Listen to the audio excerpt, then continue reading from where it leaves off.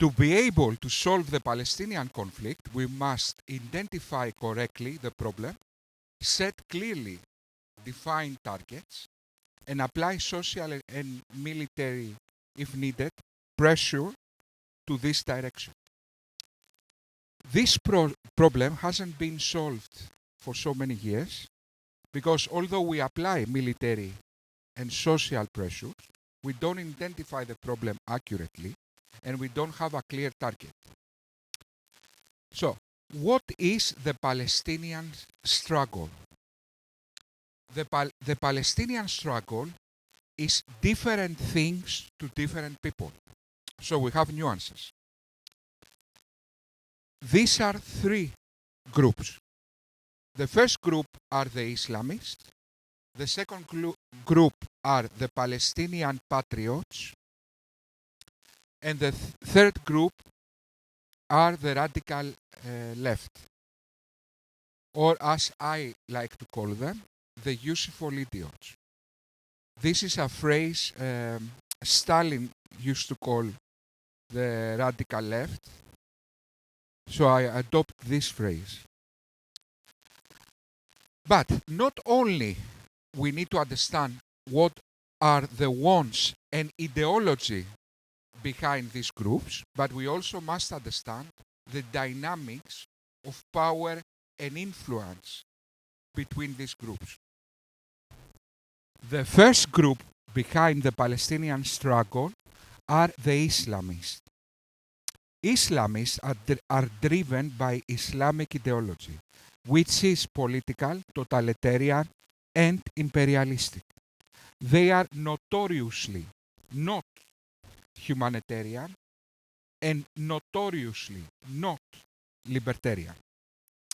They try to advance the cause of Allah in this world, which means to subjugate everything under the Islamic world order. To achieve that, they use two methods, dawah and jihad. In other words, propaganda and warfare.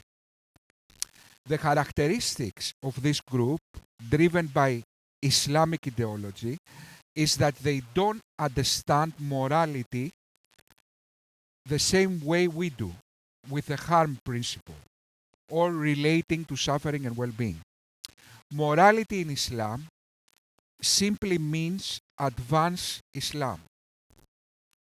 They don't accept human rights, international law, nation states, or borders of any kind. At the same time, this ideology is a communist type of ideology that cares about the collective over the individual and recognizes world events as a long-term struggle between good versus evil. So they have a long-term global consciousness of world events. They don't care about specific events, whether a Palestinian child is crying and we need now to make this policy to save 10 Palestinians. No, they see the world as a global struggle in the grand scale of things. Okay. Now, claiming that this group cares about Palestinian suffering or a Palestinian state is ludicrous. In fact, they do the complete diametrical opposite. They use Palestinian blood and tears as fuel for their Islamic revolution. The second group behind the Palestinian struggle are the Palestinian patriots, let's say. This group truly cares about Palestinian human rights and truly inspires to make a Palestinian state. This group might use diplomacy to find a viable solution under pragmatic terms, and it is working under international law. The problem with this group is twofold. Firstly, they are a small minority with zero political influence or grip in so-called Palestine. So they are essentially poster childs. And the second problem with this group is that they whitewash the radicalization problem in Palestine and put forward fake narratives to explain why the Palestinian issue persists, blaming the West and Israel. They are doing that maybe because they have a real fear of the radicals retaliating against them. So they do it for a very serious reason, because if they go out and start accusing Hamas clack will get rid of them. So look now the problem. So on one hand we have the people who actually rule things in Gaza that are Islamists with no use for Palestinians other than achieving Islamic supremacy.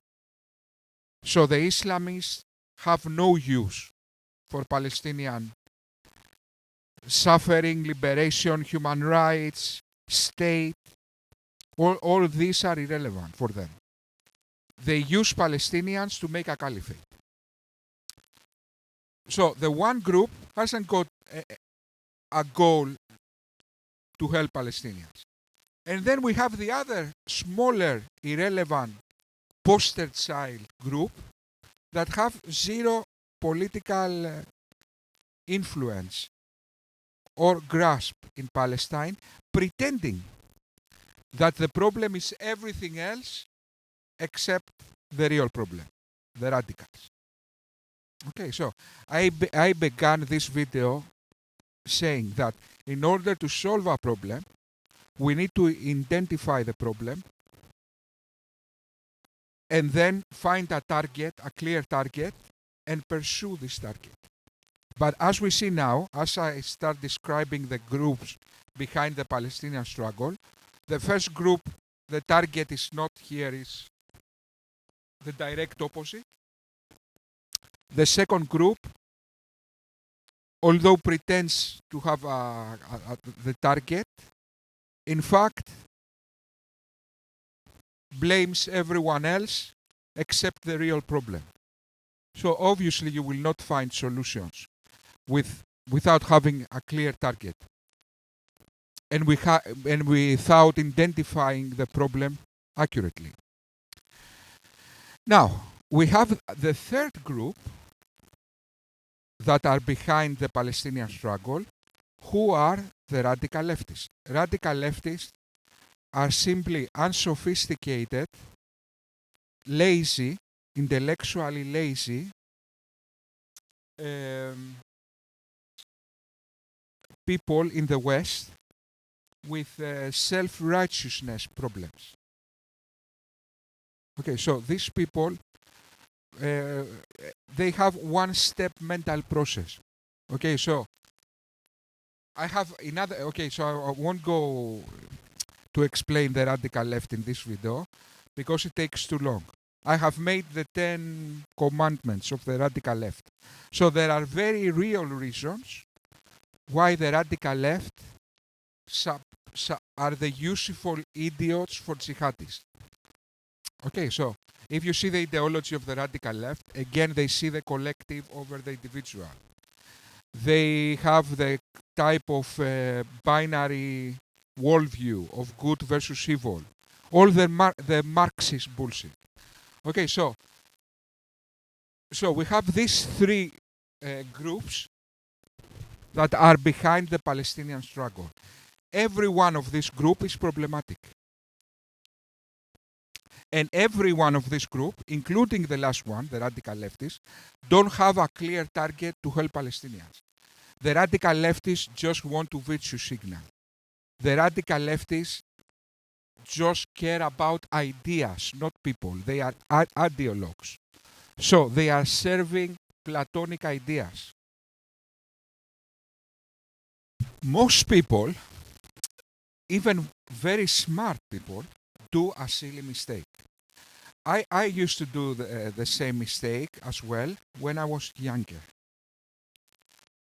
I'm not implying that I'm very smart, but I used to do the same mistake. That is making decisions about everyday life or social things or politics with prospect ideals. Usually, young people do this mistake because they like to idealize the world. So when we are young, we idealize the world. We see the world with an ideals way. Okay. Okay. That's why young people tend to lean to the left in politics, and when they get older, they go more to the right. But as I often say, ideologues make bad politicians. What is wrong in making decisions with prospect ideals? Because the world is not ideal, we don't utilize efficiently the patterns of reality, and therefore our decisions doesn't work efficiently. So what is logic? Logic is recognizing the patterns in the environment and use these patterns to our advantage. But when you compare your logic with ideals, but the world is not ideal, then you have wrong you don't utilize the patterns efficiently, and therefore your decisions doesn't work for anything. It doesn't work to help Palestinians. Okay, so you serve ideas instead of serving people. So when we make political decisions, we must be pragmatist. Pragmatist comes from a Greek word which means pragma. In other words, we need to be practical or realist. Okay, we need to be practical, realist, to realize reality, okay, to recognize reality, instead of being ideologues or idealists. Okay, so in philosophy, the left is efficient. That's why you see leftists being very good professors in universities. Okay, but in politics, the left is a total failure for the reason I just explained.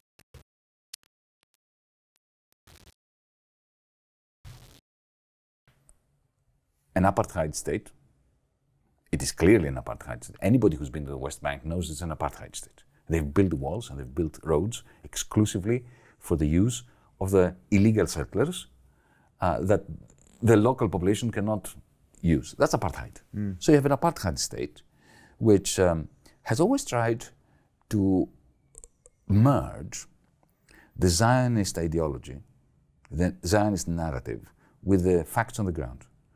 The Zionist narrative from the 1910s was a land without a people for a people without a land. In other words, terra nullius is what the British did in Australia. They said, Captain Cook arrives and declares that Australia to be empty of people. So the Aborigines are not people, so kill them. Right? Genocide. It's the first step. Terra nullius is the first step towards genocide. So that's the Zionist project. So, Yanis Varoufakis is brilliant. He's very smart. He's a very smart guy. Okay, I was following him in the Greek crisis. I'm a huge fan. Okay, this guy is so read in things that he was going to a university in in Portugal, and he knew better Portugal history than Portugal's. Then he went to Australia. He knew the history better than the Australians. I was impressed. He knows game theory. he was advising, or he was a friend with the mathematician of the beautiful mind, Nash. What was his name? Nash. So this guy is brilliant. Okay, so this, believe me, I've seen, I don't know, 100 videos with this guy. Okay, brilliant. So this guy doesn't make errors in logic. So but he's still wrong. What is the problem?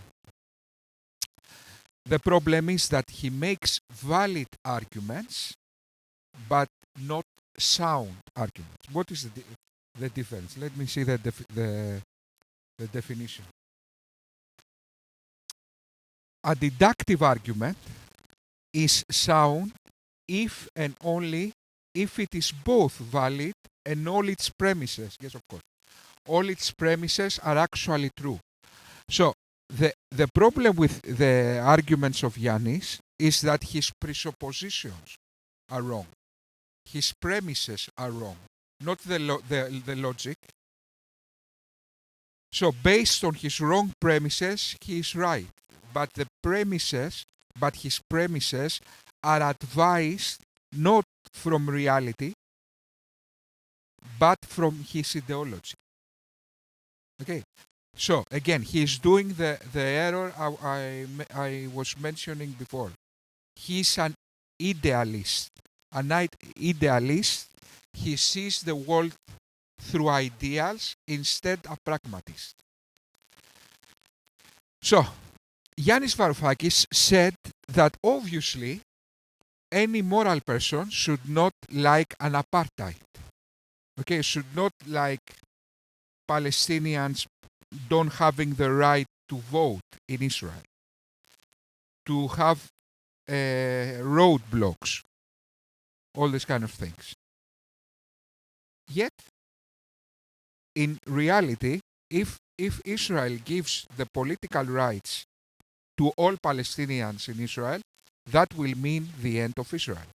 As Norman Finkelstein admits. There are possibilities if Palestinians find the inner strength, and I admit it, a lot of self-sacrifice in order to achieve the goal. Do you think if they went up and with a million people stood up with signs saying one person, one vote, that wouldn't have an effect on the world? No, I don't think it will have, because if you hold up a sign that says you want to dismantle the Israeli state, you want one state, yes, it will have exactly zero resonance in the international community. And yet Ehud Olmert, former Prime Minister of Israel, said if Palestinians were to say one person, one vote, Israel is finished. Well, Olmert said. Yeah.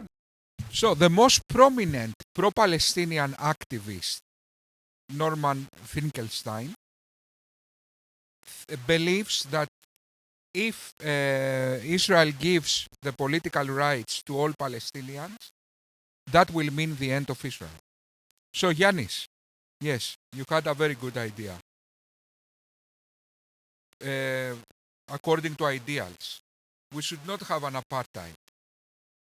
Okay, a good idea. But in the practical world, that means the end of Israel. Okay, guys, I was talking about efficiency, but the problem with my videos is that I have huge subjects. I wanted now to go into the real solutions. But okay, this video will just be just one subject. The analyzing the three groups of behind the Palestinian struggle. Okay, thank you. And now, of course, we will have a song. I made this song in 10 years ago, something like that. Let's hear it together.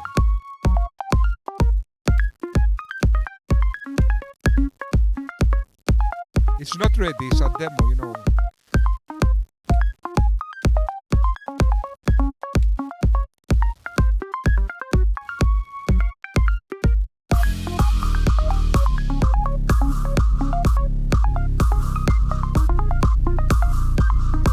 Wrong note.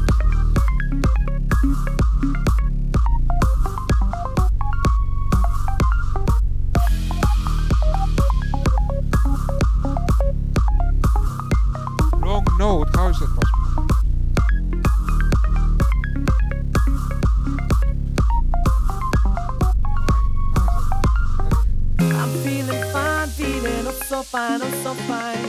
We getting high, Getting sonoma, sonoma. we on the night, yeah, we on the night, on the night. It's about time, it's a perfect time, perfect time. I'm feeling fine, feeling oh so fine, oh so fine. We getting high, getting so damn high, so damn high. We on the night, made yeah, silly we mistakes in on the night, this on the night. It's about time, it's the perfect time, perfect time.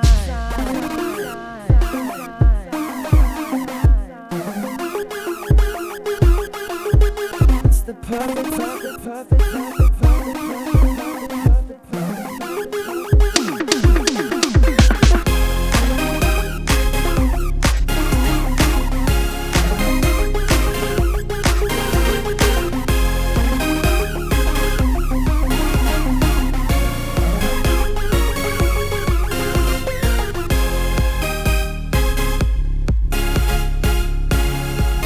Feeling fine, feeling oh so fine.